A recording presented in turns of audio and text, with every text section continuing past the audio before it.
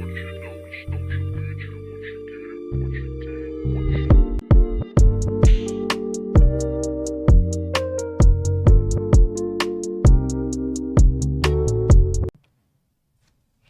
everybody, and welcome back to another episode of Boxes and Elbows.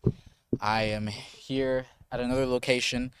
I'm actually at my high school, old high school, and yeah, it's kind of weird to be back here. This is like my first time being here, and my mom wanted to, walk around the track, and it's a nice day outside, and I thought, why not record an episode out here? It's nice. I can barely see anything, so it's kind of hard for me to look at different things, but it's gonna be okay. I have my sunglasses on. We'll be okay.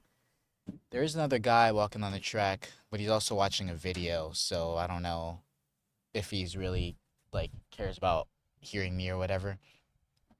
But yeah, today's episode we're gonna get into floors and ceilings of every Eastern Conference team next year. Some teams have relatively the same floors and ceilings just because I feel like a lot of teams are in the same tier, and we'll get into it. Then we're gonna get into some NBA news. Actually, I just found out before I got here that Lou Dort got traded to the Hawks, and Ricochet and got sent to the Dallas Mavericks, and the Mavericks are sending Nemhard to the Hawks, and I think OKC gets three second round picks. And so it's interesting because they didn't end up declining Lou Dort's play option and just letting him walk. Instead, they accepted it and then traded him for you got value for it. So that's actually the smart move by OKC. They just keep making smart moves. And yeah, but let's just get right into the floors and ceilings. We'll start with the Wizards. We'll start with the Wizards. I think their floor is like right outside the play-in tournament. Because I think with the talent they have on the roster, they definitely won't be at the bottom of the Eastern Conference anymore. And a lot of East teams like did get better, and so with the talent the Wizards did acquire like Trey Young, Anthony Davis, AJ DeBonce is a number one pick. They even got DeAndre in, which is I guess an upgrade for backup center to Sar. Yeah, and I mentioned didn't even mention Sar, but yeah, he's a backup option or he's a starting center on that team next to AD. And so yes, they did get a lot better than they did last year, but I think still a lot of East teams are just better than them.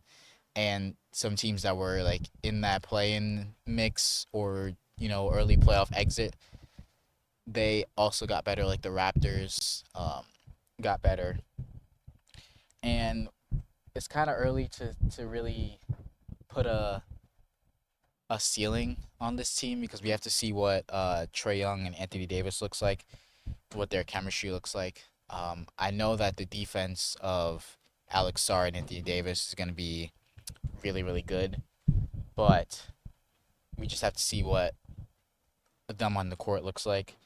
And then health is also a big thing. Trey Young has dealt with injuries the past couple years. He hasn't been healthy. Anthony Davis, they call him Anthony Data Davis because he's never healthy. And then Sar, I know they tank and like Sar has these injuries and he just sits out for the rest of the season.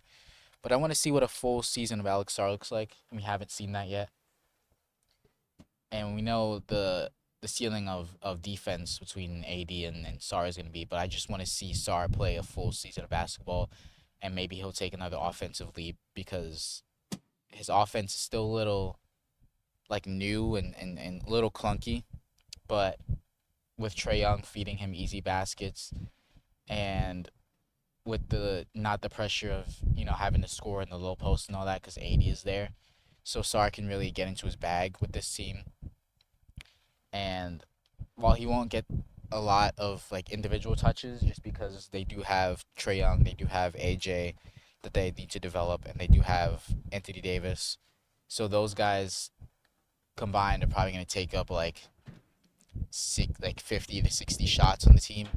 And so if Sar has a game where he takes like 8 shots and makes like 5 of them, that's probably what's gonna be around like his averages. Now he might have games where he shoots like 15 to 20 shots, but that's not gonna be like the daily like the game average for him. So interesting to see that.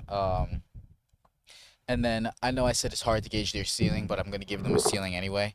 Um, their ceiling I think is a first round exit. Personally, I think that it's really tough to envision them winning 4 games in a playoff series against because they're gonna be like a seventh or eighth seed, and so they're not gonna beat the Knicks in the first round. They're probably not gonna beat like the Sixers in the first round. I would imagine the Sixers are gonna be a top seed. They wouldn't beat the Raptors in a first round series. Let's see who else is like favorite in the East. Uh, could they beat the Pistons in a first round series? That's up in the air, but I would still lean the Pistons way. Um, could they beat the Celtics in the playoff series? Probably not. So like I just named like the top 4 seeds in the East, and I don't see the Wizards beating any of those teams in the first round. Maybe they could get like 2 games or something, but like I yes, they have a lot of talent on the roster, but still a lot of teams in the East are just we've seen what they can do and they're better and we know what their system is. And Wizards coach Brian Keith, is he going to be the head coach next year? Or are they going to look into a different direction? Are they going to get a better coach? What is this system going to be like? Is he going to preach offense? Is he going to preach defense? So I don't really know. Um, but with that said, Trey Young does have a chip on his shoulder, and I think Anthony Davis does somewhat too. So like they're gonna be motivated next season. Now, AD legit doesn't want to play for the Wizards, so his motivation could just not be there for simply that fact alone. But he is on the roster. They're not fielding offers for him, so he's not gonna get traded at least for the first couple months of the season. And so he's gonna have to play really well if he even wants to get traded because if he plays bad, then he's just gonna end up staying on the team because no team is gonna want to take on that contract for an Anthony Davis that he's either barely playing or is not the Anthony Davis that we're accustomed to seeing, especially when you have Trey Young who can feed you easy baskets. So, and I already talked about this, but the AD and Star defense is gonna be really really good. So they have a chance against any team with that alone, but I think their offensive ceiling is just not as good as the other teams. And you're asking Trey Young to really like step up and be a leader, and we haven't seen that. Like the last year with the Hawks, where before he got traded, they had a lot of talent on the roster, and it just didn't come together. And Trey Young got his ass booted because they didn't see him as a leader. They didn't want to give him that money, and so the Wizards are banking on Trey Young being the 2021 Trey Young, where he may not average 28 on this team, but if he does have like 12 assist games and averages 10 assists on the season and is a good floor general, and he's on the court healthy, because we're not expecting Trey to lock anybody down, of course. That's just not who he is. He's just a small guard. And unfortunately, he's not even as competitive defensively as other small guards like Kyrie, like um, even Dame is sometimes competitive, Jalen Brunson. So defense is really a liability in the backcourt, but with the chips on their shoulders, I think that they can make a first round series competitive. They can definitely get out of the play in. And AJ, we we have to see, like, is he gonna be that number one pick that like we're looking at like middle of the season, like, oh shit, the Wizards are like a 4 seed in the East. Like if that happens, like that'll be crazy to be honest. Uh, and yeah, those are the floors and ceilings for the Wizards. First one, exit ceiling. Floor is like right outside playing tournament. Next team we got is the Pacers. Now I've seen a lot of like discourse online about people saying that the Pacers are not going to be as good as the 2025 Pacers when they made it to the finals, and it's silly to think that like we're just gonna jump right in with the Pacers and them being a contender and whatnot. And while I think there is some truth to that statement, and we can't just automatically like put the Pacers right back in the Eastern Conference Finals automatically, but I do think that with Tyrese with a chip on his shoulder and the fact that they got Kelly Oubre Jr., which is huge, they can either start him or bring him off the bench. And Zubac is still a really good center. The year before they traded for him, he was an All NBA center, and so that's way more production than what Miles Turner gave you. Even though Miles Turner fit the system better, we're also forgetting how good of a coach Rick Carlisle is. Um, and so while I'm not gonna put them right back in the Eastern Conference Finals as a floor. I do think their floor is second round exit. I do think that there'll be a 4 or 5 seed out east. Tyrese is good enough um, to win you a playoff series, and it just comes down to that second round matchup. Like if they go against the Raptors, I would probably lean towards the Raptors with Kawhi low key. If they face the Sixers and and you're telling me Embiid is on the court, healthy, not playing through any injuries, I would take the Sixers. Obviously, I would still take the Knicks. The fact that people are saying that the Knicks got lucky that the Pacers weren't there, acting like the Knicks wouldn't just run through the Pacers like they did every other team in the East. Now, would they sweep the Pacers? Probably not, but they'd probably win in 5 or 6 games. I think that the Knicks, the way they were playing last postseason, you can't just put any team in there and think that the Knicks wouldn't beat them. Like the only team that you could maybe have a conversation about is OKC because the Knicks probably would have lost to OKC in the finals. But like for people to say like, oh Tyrese, if Tyrese was there, the Knicks wouldn't have won. It's like no, this team was destined to win, and the 2026 Knicks were better than the 2025 Knicks in almost every way you can think of.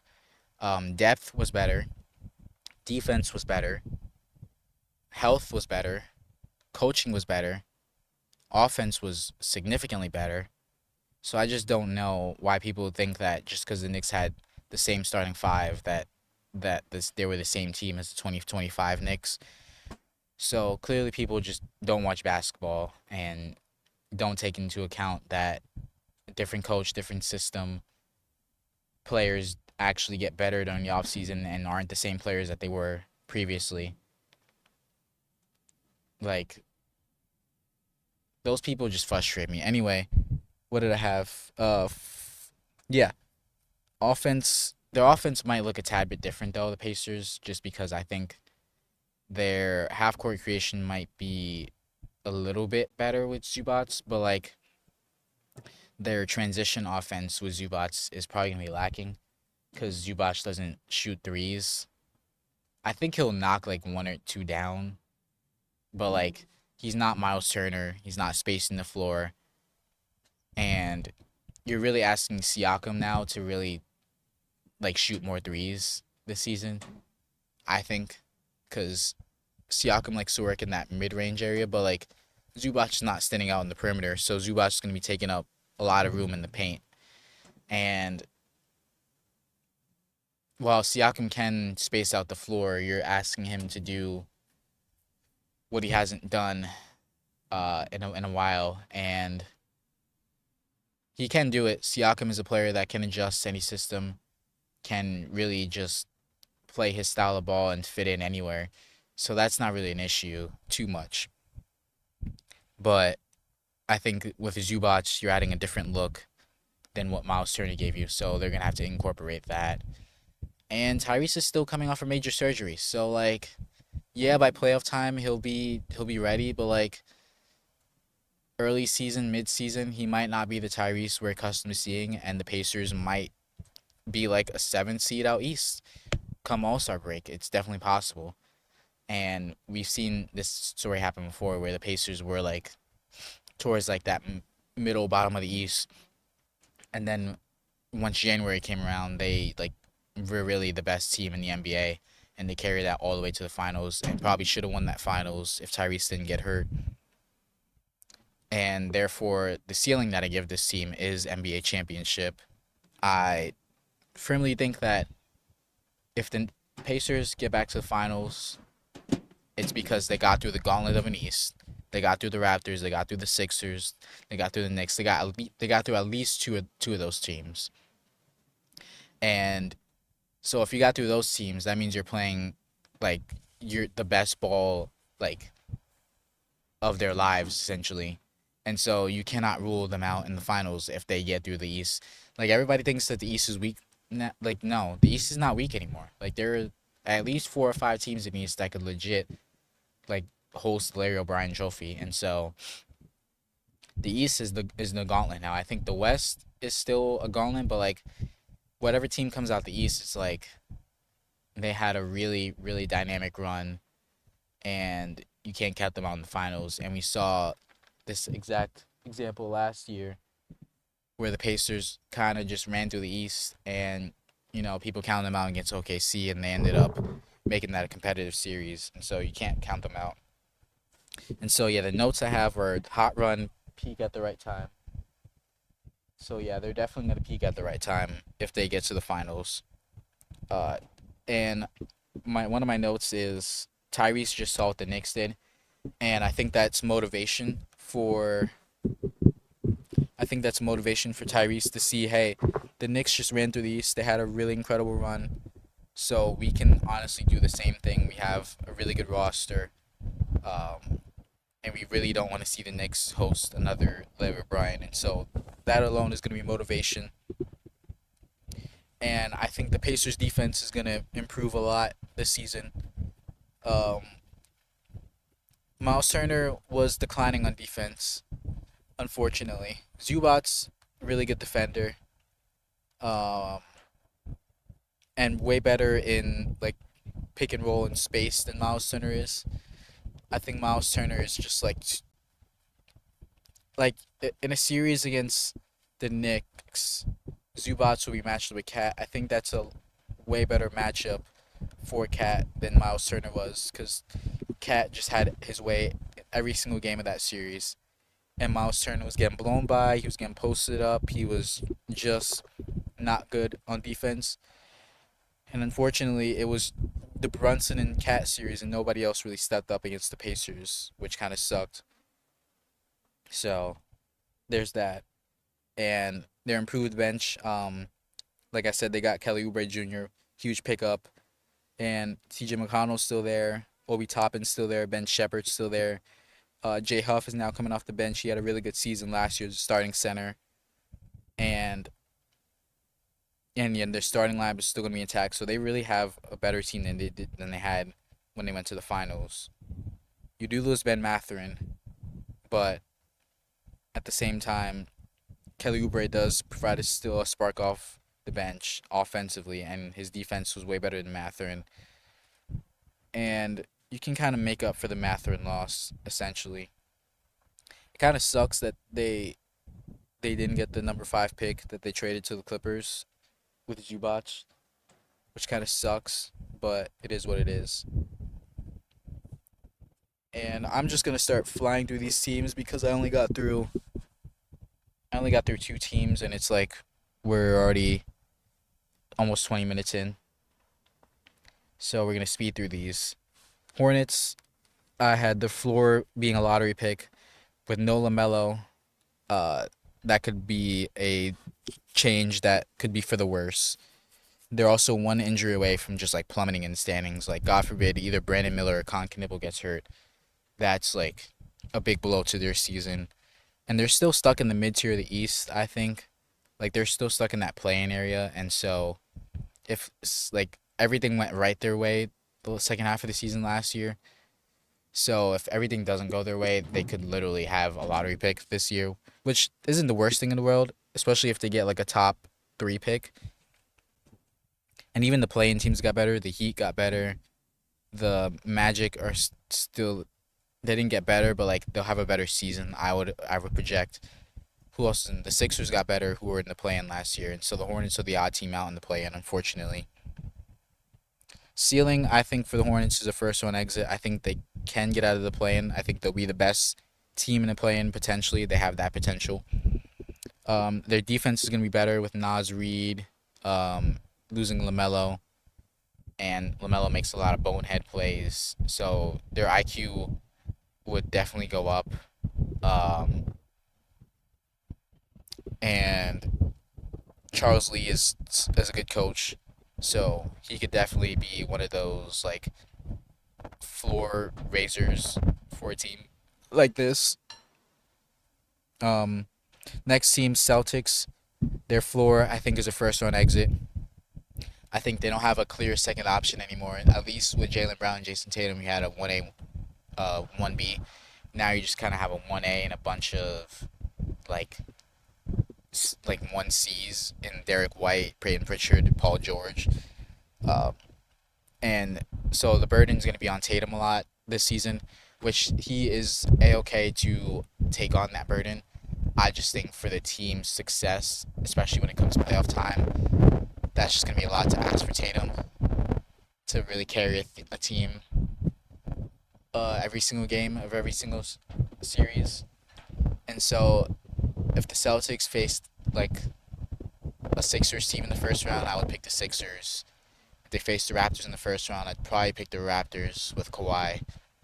Um, and there is a world where the Celtics could be a 2 or 3 seed and still lose to a 6 seed, just because like they have the same system, and so would it be same results? Because like if they had gotten Giannis, then it would have been a little bit of a different system.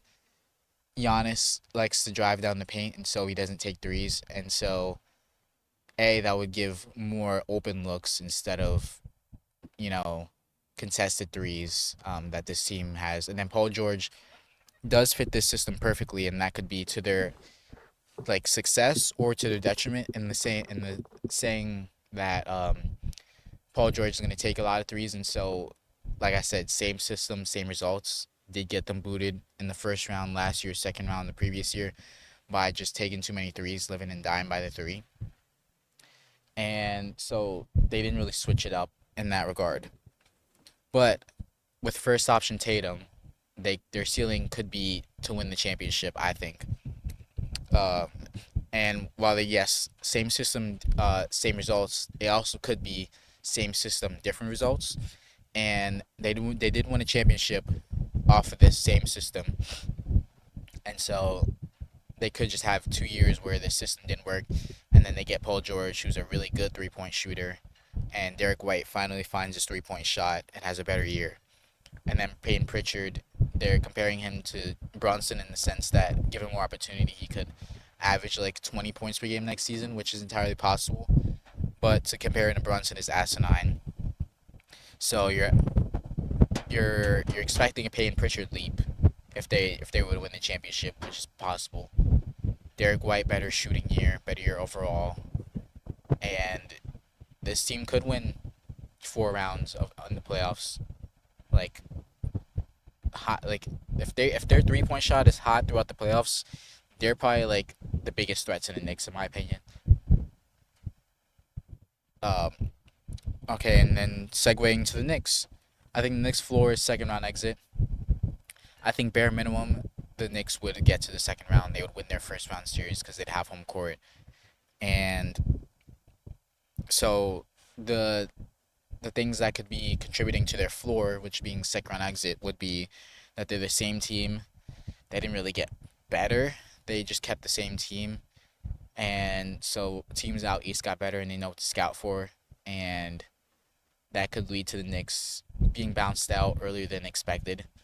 Um, Championship hangover. Every championship team has hangover. We've seen this the past 8 years, where the team that has won the championship has not gone back to back since the Warriors did it, which was like eight 8 years ago, and so that could definitely play a part in this as well. And the Knicks are gonna get everybody's best shot. They are Everybody's gonna be gunning for the Knicks. Every game is gonna be super competitive against the Knicks. They're gonna try and wear down Brunson, really get into Cat's head, stuff like that. And so we're really gonna see what this team is made of this year specifically. And in health, they had a really good health like luck last year, and so knock on wood, they hopefully have another healthy year. But if they don't, that could contribute to them losing in the second round. Stealing back-to-back chips. We already know what this team did, so I don't really have to get too much into it. We know what their capabilities are offensively and defensively. Brunson could even get a little bit better.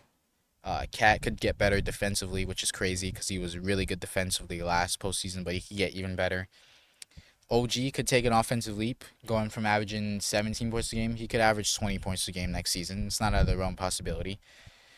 And then the bench is the same, and the bench was really good last year, and so the fact that they're same means that they're still going to be really good. I like the pickup of Drummond. Drummond is he's going to rebound at the same rate, if not better than Mitchell Robinson, and the defense is going to lack. But then again, Mitchell Robinson only played like 15 minutes a game, so if Drummond comes in for like 10 to 15 minutes, provides at least somewhat of a good production, then that's all you're asking him to do. Then does Mike Brown have much more up his sleeve? Like I feel like we haven't seen the whole bag of Mike Brown yet. I feel like there could be more he's holding in his sleeve to really unlock this team and to be like the best version of this team. Um, and then Leon Rose, the mastermind that he is, he could definitely make some moves during the season, especially since Clarkson waived his no trade clause, and Deuce McBride could be a trade option, and so this team could be better come playoff time next year. Wouldn't be surprised. Leon Rose is just that good. Next team, 76ers. I think their floor is first round exit. I think Embiid's health is always in question, so they're always going to be a first round exit if Embiid is not going to be there. The Jaylen Brown fit is going to be a question mark. They don't really have many like floor spacers on this team. Like everyone likes to work in the mid range paint area on this team. Um, Maxi would be the most floor spacing that this team has. And then their bench is still kind of a question mark. They did get Simons, which is good, and Barlow is coming off a okay rookie year, so he might get better. Back of center, uh, Huck Porty, I guess. Ceiling. Oh, I didn't put a ceiling for this team. Ceiling is NBA championship. If everything goes Embiid's way health wise, which would be the first time of his career, they could win a championship. Jaylen Brown is the best second option for Embiid because he is the second option on this team next to Embiid. I'm sorry, Tyrese Maxey, but Jaylen Brown is just better. But if Embiid, God forbid, Embiid were to go out, uh, Tyrese Maxey would actually have a nice running mate to actually hold down the offense. Because like if Embiid's not there with the Sixers, Maxey is playing like 43, 45 minutes a night, and he has to average like north of 30, and so he doesn't have to do that with Jaylen Brown on the team. And then VJ defensive leap. We're really hoping VJ takes a leap defensively because they're gonna need it, um, for sure. The Heat floor first round exit. Giannis's health the last 3 seasons has been in question. Calf injuries, lower leg injuries, scary hours for a guy who only attacks the paint and is gonna not play 82 games. So in those 15, 10 to 15 games he's not gonna play, what are the Heat gonna do? No depth. Their bench is really not good. Uh, like who is coming off the Heat bench? I don't even know. Like it's gonna be Fontecchio. They really got rid of their entire bench for Giannis. I know their starting lineup is gonna be good, and their offense is gonna be in question. With Bam and Giannis, that fit offensively is gonna be a little bit weird. It'll be good, but for the first like 20 games of the season, they're gonna have to adjust. But their ceiling is championship. I think that Eric Spoelstra is still probably the best coach in the league. Their defense is going to be elite. I can name four really good defenders in their starting lineup alone. Davion Mitchell, Andrew Wiggins, still elite defender. Giannis, elite defender. Bam, elite defender. And yeah, no. I think that they need to address starting point guard because I think Davion Mitchell might need to take a back seat on this team as far as point guard responsibilities. I think they need a true point guard. And then yeah, Spo, best coach in the league, so they could win a championship. I could see them getting to the finals and Giannis and Bam really anchoring down that defense. And then we know Giannis is good for 30 a night. Wiggins is still good for 15 to 20. Bam is still good for 15 to 20. And yeah, this team is going to be really, really good if they peak at the right time. The Magic, I think their floor is play-in tournament like last year because injuries could really hinder this team yet again. And they didn't get better this offseason. Um, I thought they would at least trade Suggs or address the center position. Wendell Carter was really good against the Pistons in that series and has actually had a decent year last year in total. But I think in order for them to be where they want to be, I thought they would have to address those two positions, which they didn't. They could be a trade deadline team to watch, so they could sell or they could buy. So that could always be a question mark on what their like ceiling could be. And then their offense is still really bad. Like Desmond Bain was really good offensively last year, but my God, it was a tough watch in that playoff series against the Pistons for their offense. And that's saying something considering the Pistons didn't have a much better offense. It was really just a slugfest of defense. And unfortunately, the Pistons just had a better defense than the Magic. But Magic could hold their hat on defense, and their ceiling could be conference finals. I think if they had gotten past the Pistons, if Franz was healthy, they probably could be in the Cavs, and then there you go. You're right in the conference finals. Um, and they do have a new coach, new voice in the locker room. No more Jamal Mosley. And so Paolo is going to be challenged by Sweeney, who just made the finals with the Spurs, so he knows how to get there and what it takes. And yeah, no, it's going to be a good season for the Magic, I think.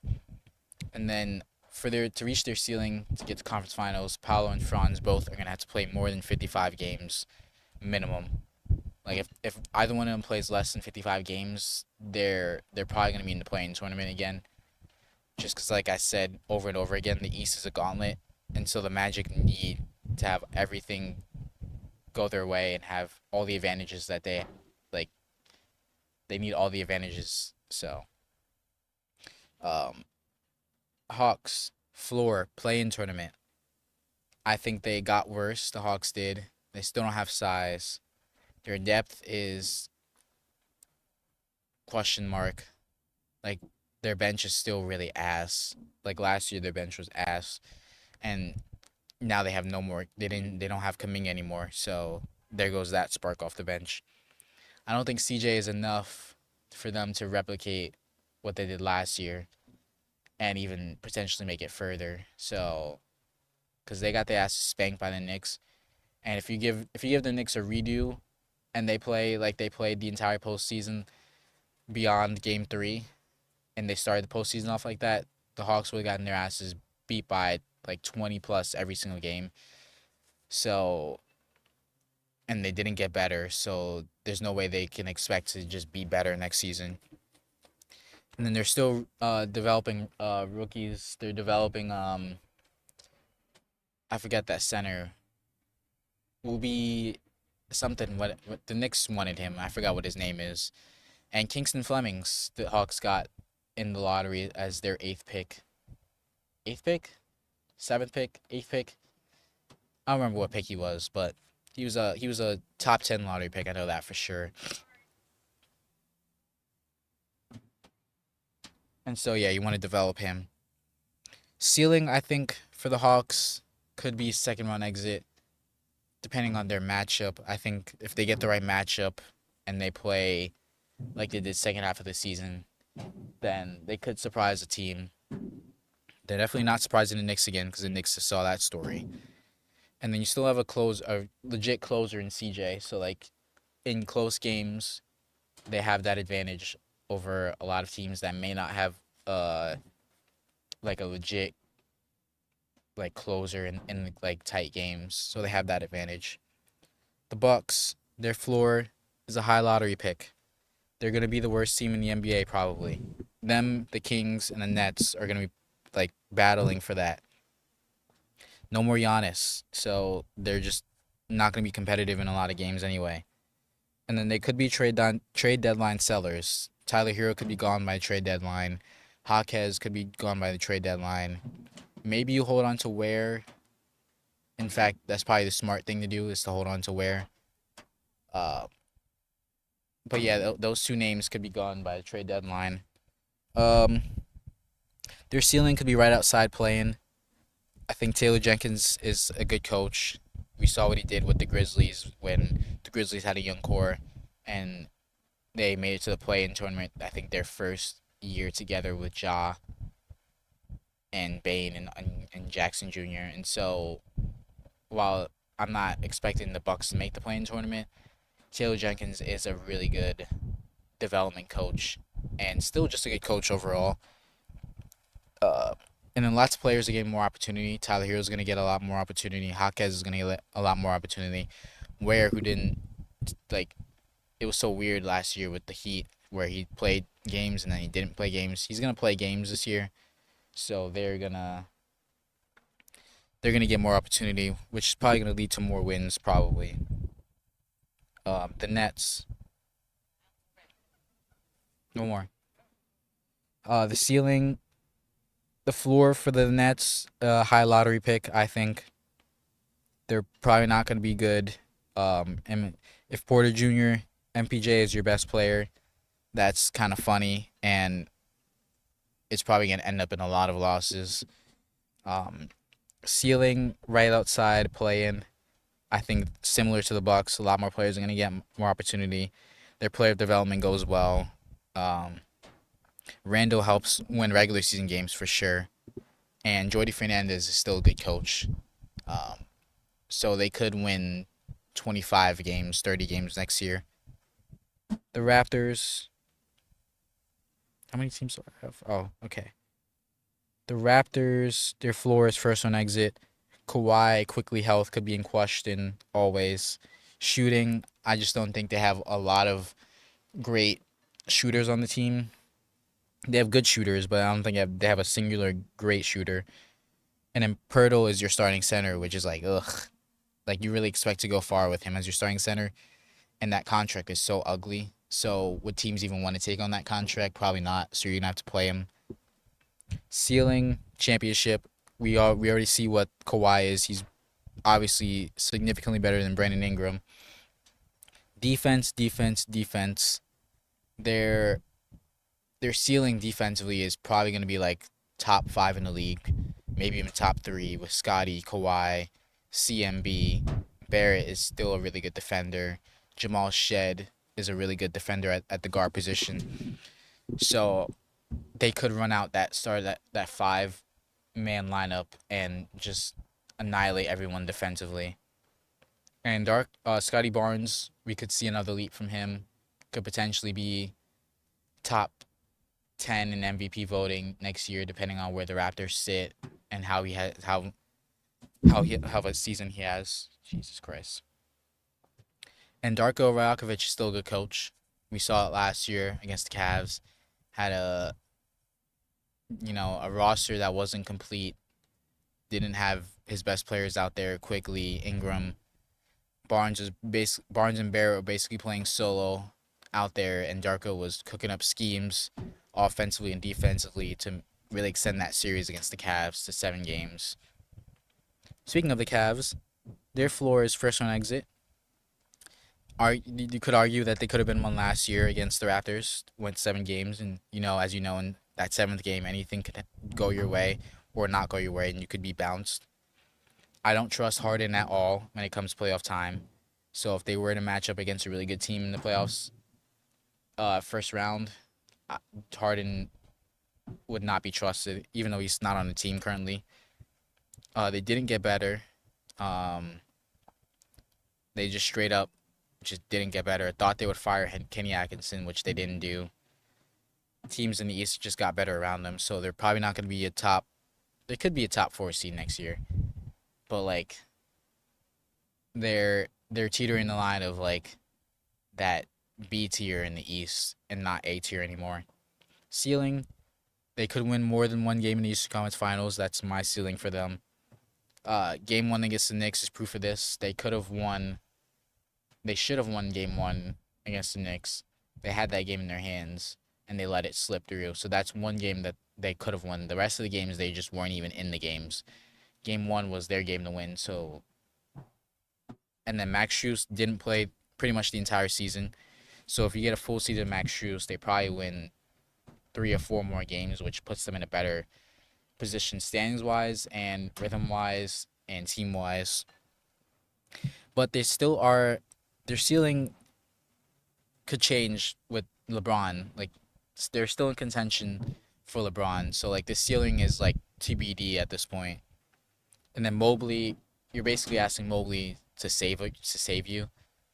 You're asking Mobley to average more than 20 points per game next season if you want to win more than one game in the conference finals against a team like the Knicks, the Raptors, the Sixers, the Celtics. The Pistons, floor would be first one exit. I think they got worse. I think teams around them got better. Their offense is still gonna be shit. They lost Tobias Harris. They still don't have Duran on the team currently. And they could have been one last year against the Magic. They were down 3-1. And they clawed their way back in game six, even being down 24. So you could argue they could have been a first round exit last year. Ceiling for them would be conference finals. Cade is still that guy, could get even better. You're banking on Asar taking some sort of offensive leap. And they could buy during the season just because they didn't get better during the offseason. Doesn't mean they can't trade during the season and buy during the trade deadline. So there's that. And yeah, I'm just gonna run through the Bulls real quick. The Bulls floor is high lottery pick again. Their player development may go well, may not go well. And who is their best player? Is it Giddy? Is it Buzelis? Is it Norman Powell? We don't know. Ceiling right outside playing like the Knicks or like the um like the Nets, the who else was right? Oh, the Bucks. They could be in that like area of standings. They have a new coach and new front office, Tiago Splitter. We saw what he did with the Blazers, so he could really just step into the Bulls and just be a good like coach during the regular season and really instill the best out of his young players. Front office, Bryson Graham. Uh, we know he has the slap model, size, length, athleticism, physicality, and a lot of the players on their team fit that. And so he has an identity, which is good for them. And we already seen him make good moves. They traded for Claxton, gave up nothing. They signed Norman Powell, who will be a good vet for them, and really put the ball in the hole. And drafted Caleb Wilson, Dalen Swain, and yeah, they'll be okay. The Bulls will be okay. They're in a new direction. They they're still rebuilding, of course, but like they're confirmed rebuilding now. And unlike the last like 5 years where they were holding on to their players and we didn't know what they were gonna do. And then yeah, new additions. Caleb Wilson could be a rookie of the year candidate. We see in summer league he's just straight up dominating. He said he wants it more than everyone else, which we clearly see from the defense, the offense, just straight up willing the summer league teams to win and really talking his talk. And yeah, those are all the Eastern Conference teams, ceilings and floors. If you have anything different than what I have for any of these teams, please let me know. And yeah, we're gonna get into NBA news, but I will be in a different location because I think that my time here is up.